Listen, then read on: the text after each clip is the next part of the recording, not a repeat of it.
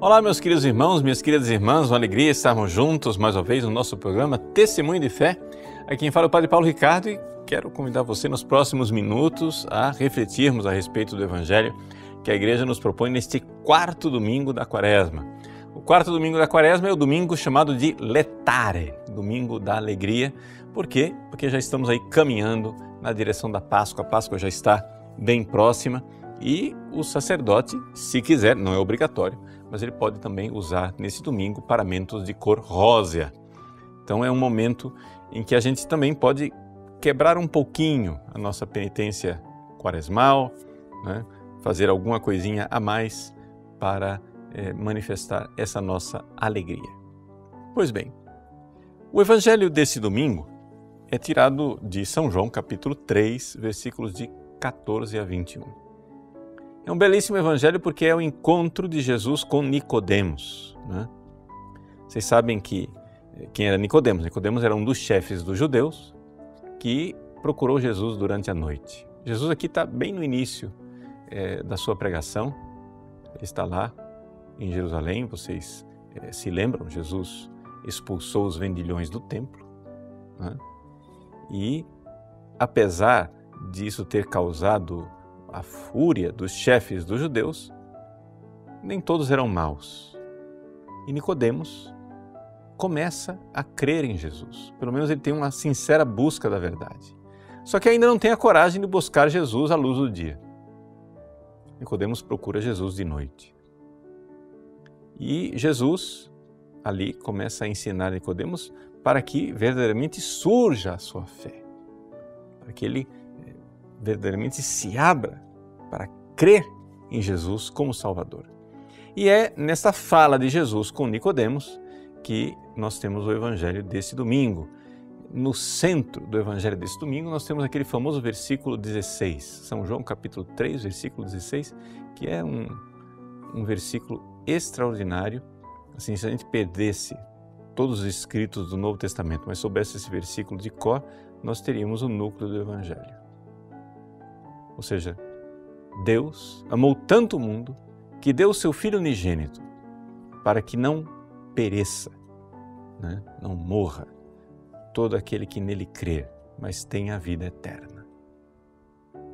Então, essa é a maravilha do amor de Deus manifestado no seu Filho Jesus. Mas para que a gente entenda verdadeiramente esse evangelho, a gente precisa colocar no contexto, né?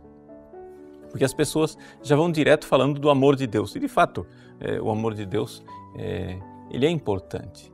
Mas o que é que Jesus está dizendo mesmo para Nicodemos, né? Ele é um dos chefes dos judeus. Vejam, vamos começar no versículo 14, que é onde começa o trecho do evangelho desse domingo. Jesus diz assim: do mesmo modo como Moisés levantou a serpente no deserto, assim é necessário que o Filho do Homem seja levantado, para que todos os que nele crerem tenham a vida eterna. Veja, claramente Jesus está falando aqui da sua cruz. Ou seja, lá no deserto, Moisés levantou uma estaca e colocou no topo dessa estaca uma serpente de bronze. Assim Jesus vai ser levantado e vai ser colocado no topo de uma estaca, que é a cruz, para que a gente creia e seja salvo.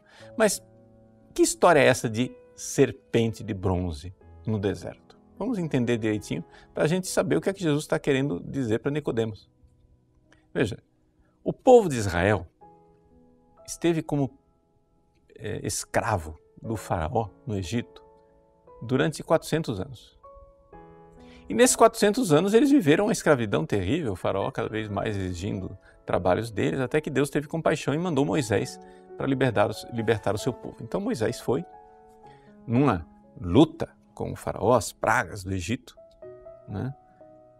Conseguiu a libertação do povo e o povo teve que passar pelas águas do Mar Vermelho, onde foi afogado o faraó com os seus cavaleiros, e o povo começou então o seu caminho para a terra prometida no deserto.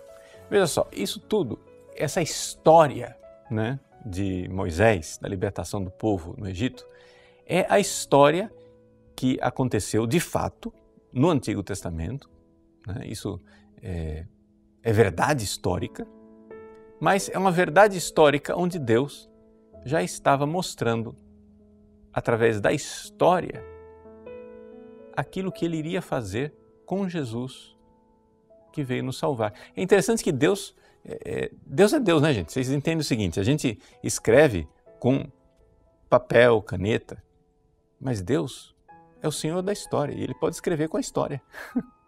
Ele fez uma história acontecer para que, através daquela história, nós estivéssemos preparados para receber a salvação através de Jesus. Então, o que é que aconteceu lá no Egito? O faraó foi afogado nas águas do Mar Vermelho com os seus cavaleiros. Ora, esta história é uma revelação de Deus para contar o que acontece conosco quando nós somos batizados. Quando nós somos batizados, Satanás e os demônios são afogados no Mar Vermelho, ou seja, nas águas batismais, para que nós sejamos livres. Nós estamos libertos, livres do pecado, livres da escravidão de Satanás. É isso que acontece conosco quando nós somos batizados. Que alegria, né? Nós sermos filhos de Deus, livres do pecado, livres de Satanás, através das águas batismais. Agora, o que aconteceu com o povo no Egito? Acontece que o povo foi lá para o deserto e já estava livre do diabo, né? Somos nós que já estamos livres do diabo e do pecado mortal. Você que é católico, bom cristão, que está em estado de graça, já se confessou, renunciou aos seus pecados mortais, você está livre do pecado. Que beleza! Mas não quer dizer que você não tenha afeto pelo pecado. E essa foi a miséria do povo de Israel. O povo de Israel, livre do diabo e do pecado, ficava o tempo inteiro murmurando, reclamando, com saudades das cebolas do Egito, né? Toda hora aquele povo, aquele lenga-lenga de reclamação com Moisés, nós estamos aqui no deserto, estamos sofrendo, você nos trouxe aqui para sofrer, mas que miséria é essa? Né? Lá no Egito a gente tinha o que comer. E assim o povo começou a murmurar e pediu carne. E Moisés pediu a Deus e vieram as codornizes, né? Carne em abundância para eles comerem no deserto.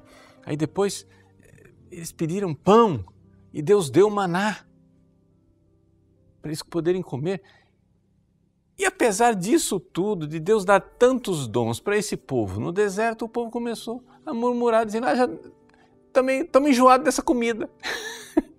Agora não quero mais essa comida. E continuava com saudade das cebolas do Egito. Gente, isso é o afeto com o pecado. Essa história aconteceu para que você entenda o que acontece com você quando você se converte e você ainda tem afeto com o pecado. Deixa eu explicar esse negócio aqui, para você entender do que é que eu estou falando. É o seguinte,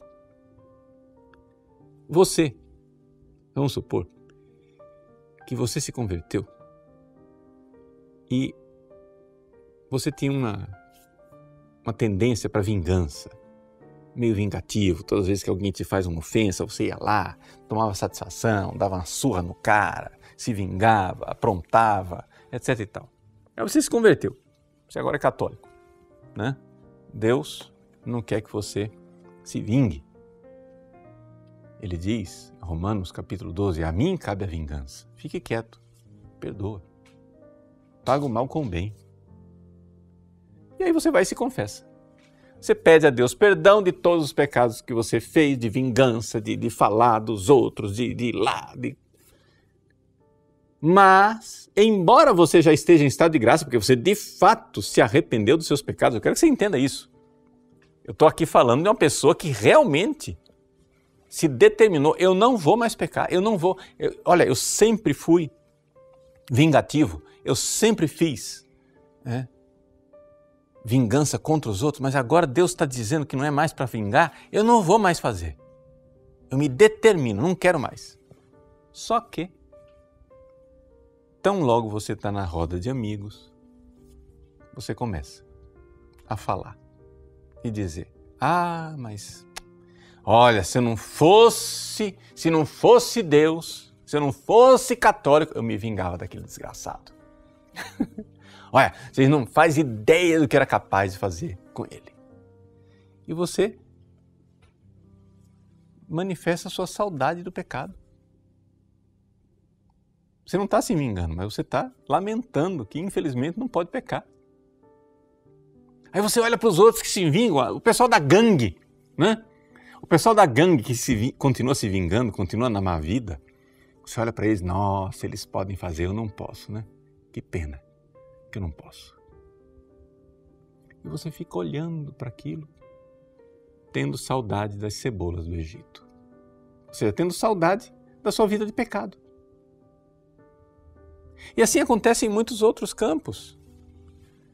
Pessoa que vivia no adultério, na impureza, na pornografia, na masturbação, no sexo desregrado, etc e tal, se converte. Vai viver a pureza agora.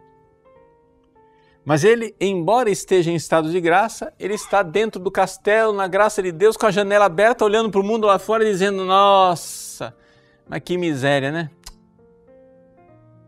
Eu não posso pecar do jeito que eles pecam. Queria tanto. Aquilo é que é vida boa. Mas eu sou católico, né? Deus não pode, então, diz que se eu fizer eu vou para o inferno, então não vou. Então veja, uma pessoa que está assim, cheia de afeto com o pecado, essa pessoa, ela corre um grande perigo. Vamos supor que você não termine pecando gravemente. Vamos supor que você, no meio dessa sua coisa de se lamentar e sentir inveja de quem peca, vamos supor que você não caia num pecado e que esteja em estado de graça. Mas você está alimentando serpentes para picar você, né? Como diz o ditado popular, é exatamente isso que aconteceu com o povo no deserto. Deus mandou as serpentes para que o povo se lembrasse, né, que precisa de um Salvador e que o povo cortasse definitivamente o seu afeto com o Egito. Para de se lamentar. Para de se lamentar da sua vida. Você, ao invés de olhar para a sua vida cristã, sua vida com Deus, como uma vida verdadeiramente de alegria com Deus, você fica se lamentando e querendo as coisas passadas. E o que é pior, não só correndo grande perigo, mas pela experiência que a gente tem do confessionário, caindo repetidamente e caindo novamente na mesma escravidão de antes. Porque, olha, a gente precisa verdadeiramente cortar todos os laços com o Egito, gente. E como que a gente faz isso? Como que a gente faz para parar com essa espécie de vida, desse coração dividido, em que você é católico, quer obedecer a Deus, mas parece que a vida católica é um fardo, parece que a vida católica é uma exigência desmesurada, um negócio assim, absurdo. E feliz mesmo é quem peca. O mundo é que é feliz porque eles podem, né? Eles têm o carnaval, eles têm droga, eles têm sexo desregrado, eles podem mentir, matar, corromper, fazer. Isso, eles é que são. Eu, infelizmente, né? Fazer o quê, né? Eu sou católico, não posso. Como que faz para você parar de ter esse tipo de pensamento, deixa eu dizer mesmo, bobo, de quem não enxerga a verdade? Bom, Jesus disse que foi necessário Moisés levantar a serpente no deserto. Ou seja, é necessário que você medite sobre Jesus na cruz e o amor dele por você. Porque acontece o seguinte, você tem que entender, meu filho, minha filha, que nós estamos, por causa de nossos pecados, condenados ao inferno, né?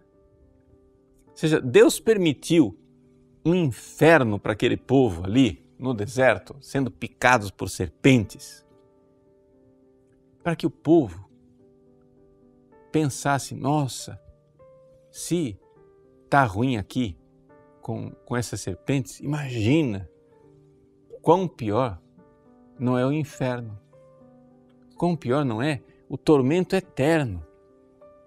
Vamos voltar para Deus, né? Se você olha para a sua vida, o que é que acontece com a sua vida? O que é que está acontecendo com a sua vida? Deus está nos chamando. Deus fala com a gente e fala de várias maneiras. Uma das maneiras que Deus faz para falar conosco chama-se desgraça. Deus permite coisas ruins, mas permite coisas ruins para você lembrar do amor de Deus e dizer assim, poxa vida, né? É como o filho pródigo que está lá,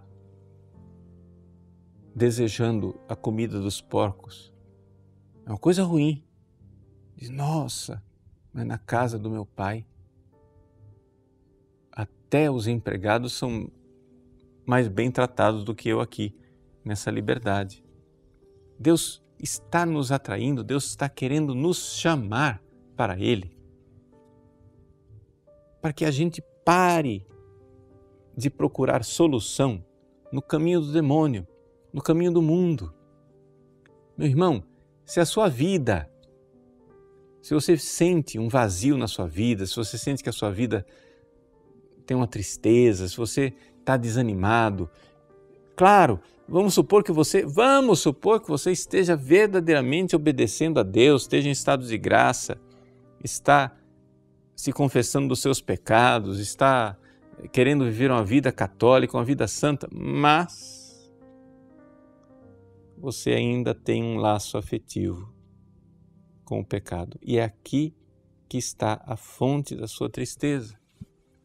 O diabo fica no seu ouvido soprando e dizendo assim, não, você está triste assim, desanimado, sabe por quê? Porque você não peca. Quando você pecava, você era mais alegrinho. Quando você pecava, nossa, lembra como era com o pessoal? Né? Você tinha alegria. Agora está aí católico, né? Está mal resolvido, triste, para baixo. Essa é a mentira do diabo. Por quê? Porque você não está triste para baixo porque você é católico. Você está triste para baixo porque você não quer entregar tudo. Você ainda está com afetos com a vida passada. Você não quer entregar e dar tudo a Deus. E Deus quer que você seja totalmente feliz. Se voltar para Ele. Então, olha para o amor com o qual Deus amou você e entenda que, vivendo esta vida miserável que você está vivendo, com um pé dentro da igreja e com um pé no mundo, você vai terminar caindo, desequilibrando. Eu, durante 11 anos, eu fui pároco numa região do Pantanal, no município de Barão de Melgaço, paróquia Nossa Senhora das Dores. Uma das coisas que a gente aprende lá no Pantanal é que quando a gente vai subir no barco, né, eles chamam o barco lá de avoadeira, né? É um barquinho com motor de popa. Quando você vai subir no barco, você tem que pôr logo os 2 pés dentro do barco. Porque se você ficar com um pé no barco e outro no barranco, você vai cair na água. Porque você está empurrando o barco para um lado, o barranco para o outro. Você desequilibra e cai. O barco vai se afastando do barranco e você cai na água. Então não tem esse negócio de ficar com um pé no barranco e outro no barco. Você tem que pôr os 2 pés dentro do barco. Você é católico. mas você está negociando com o mundo. Você é católico. Você foi libertado por Deus do Egito, mas está com saudades das cebolas do Egito. Você não quer pagar o preço do amor. Meus queridos, nós temos que pagar o preço do amor. Você tem que entender que para você se entregar a Deus, você tem que pagar o preço do amor. Vamos supor, você que é casado, né? Ou se você não é casado, não tem problema. Imagina um homem casado, uma mulher casada. Quando você se casa, sabe o que é que você faz? Vamos supor um rapaz que resolve casar. Bom, quando você se casou, você renunciou a 4 bilhões de mulheres no planeta Terra e ficou com uma. As outras 4 bilhões que estão povoando esse planeta não são sua mulher. E você vai ter que agora pagar o preço desse amor. Sua mulher vai envelhecer, vai ficar menos atraente, você vai conhecendo os defeitos da sua esposa. E você quer amar sua esposa? Você vai ter que pagar o preço. Você tem que pagar o preço do amor. O que acontece é o seguinte, nós queremos amar a Deus, mas não queremos renunciar a nada. Quer dizer, qualquer um que é casado entende que se eu casei com uma pessoa, eu renunciei às outras. Né? Somente uma pessoa descabeçada e imatura é que acha que pode ter tudo. Então, gente, Deus nos ama, deu o seu Filho e nós temos que renunciar e pagar o preço do amor. Ele nos amou com amor eterno, infinito, perfeito. Nós precisamos pagar amor com amor. Agora acontece o seguinte, você quer negociar o seguinte, olha, Jesus, eu quero o céu, mas eu quero continuar amando o mundo. Eu quero continuar olhando para trás, para as cebolas do Egito. Aí nós viramos como a mulher de Ló. No Antigo Testamento tem esse episódio, né? A mulher de Ló, Deus foi e salvou Ló e a família dele do inferno. Sodoma e Gomorra virou inferno, né? Fogo, enxofre, desgraça. E Deus disse para Ló, não olhe para trás, vai em frente, não olha para trás. Só que a mulher de Ló, salva, foi olhar para Sodoma. Voltou para trás e foi olhar para Sodoma, pronto, virou estátua de sal. Quer dizer, nós temos essa mania de querer ir para Deus, mas ficar olhando para trás e para o mundo. E por isso somos corações divididos. Gente, os santos são felizes. Nós chamamos os santos de bem-aventurados, de felizes, porque é esse o caminho da felicidade. A felicidade, o caminho da felicidade é o caminho do amor, é de entregar tudo. Então, Deus amou tanto o mundo que deu o seu Filho único para que todo que nele crê não pereça, mas tenha vida eterna. Quer dizer o seguinte, você tem que crer. Você não quer pagar o preço de crer, o preço de amar de verdade e dizer, Senhor, vós sois o meu Salvador, eu deixo a minha vida velha. Eu deixo de lado aquilo que eu era. Eu estou disposto a perder e pagar o preço do amor. Mesmo que você tenha que, para isso, perder amigos. Mesmo que você, para isso, tenha que mudar de vida, virar sua vida pelo avesso. Gente, vamos cortar os laços com o Egito. E aí será verdadeira a nossa alegria. Seremos verdadeiramente de Cristo. Se você crê no amor com o qual você foi amado por Cristo na cruz, você precisa pagar o preço do amor. Você não pode ficar dividido, porque Nosso Senhor recorda que um reino dividido contra si perece. Um pé no barco e outro no barranco, você vai cair na água. Se você quer seguir a Deus, mas está com saudades das cebolas do Egito, se você está dentro do castelo, na alegria com Deus, mas fica olhando para fora, para o mundo lá fora, invejando a vida dos pecadores, não se admire que as serpentes comecem a morder você e o seu estado seja de profunda infelicidade e miséria. Então, coragem, vamos lá. É Quaresma, tempo de decisão. Se determine. Vamos verdadeiramente cortar os laços e pagar o preço do amor. O que é que você tem que cortar? Você tem que cortar algumas amizades que te levam para o pecado? Você tem que cortar redes sociais que fazem você cair? Você tem que cortar hábitos que são ocasião de pecado? O que é que você tem que cortar? Pare de desejar as cebolas do Egito e vá alegremente para aquele que nos amou e se entregou por nós. Quando eu for elevado, disse Jesus, atrairei todos a mim. Se deixe atrair por este amor e que Deus abençoe você. Em nome do Pai, do Filho e do Espírito Santo. Amém.